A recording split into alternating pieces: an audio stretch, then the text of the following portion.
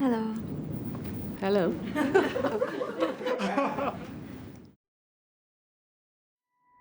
Values are the hardest thing to actually draw out and reflect an organization, but also the most critical. How do we actually keep the magic of that founder's vision and values that people actually remember? And that's through leadership, through role modeling, through behaviors, through storytelling, through legacy. So I thought that entire notion of being driven by purpose and values to particularly resonate with me and for us as we are building a multi-generational business.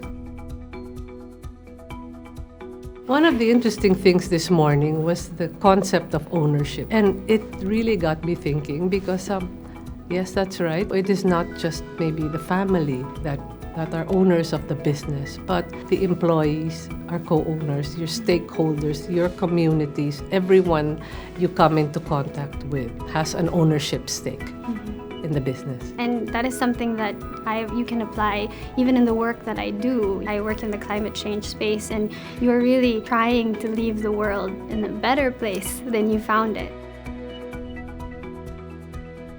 When you do things that are not necessarily what people think is the most profitable right away, it doesn't mean it's not sustainable. The most important thing is that I think you remember your purpose, and for us, it's really nation building.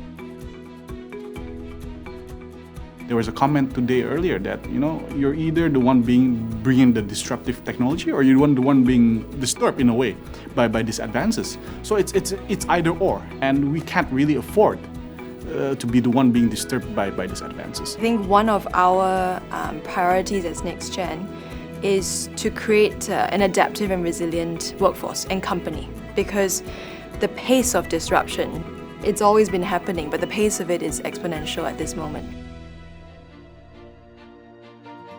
Well, I think my dad's a very informal guy, so there's really no, hey, this is the lesson to learn. There's no such thing. But I think one thing he's always taught us is really loyalty and trust, to trust the people you're with and make sure that they can trust you as well. And I think it has shown that if you give people trust, that, they'll return that trust back.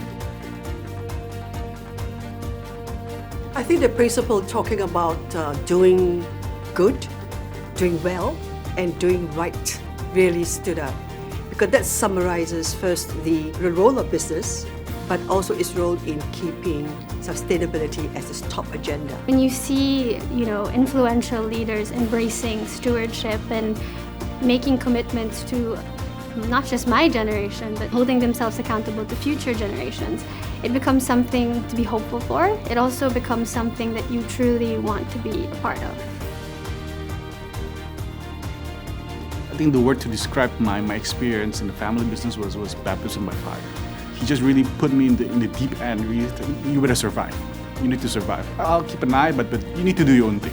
So it's really me being able to really learn from the challenges and also not be afraid to make mistakes. And I'm being blessed that I have 2 sons right now. So that's always a dilemma, saying how do you make sure that, these 2 sons can work together and really being able to create stewardship for the family and for the business as well.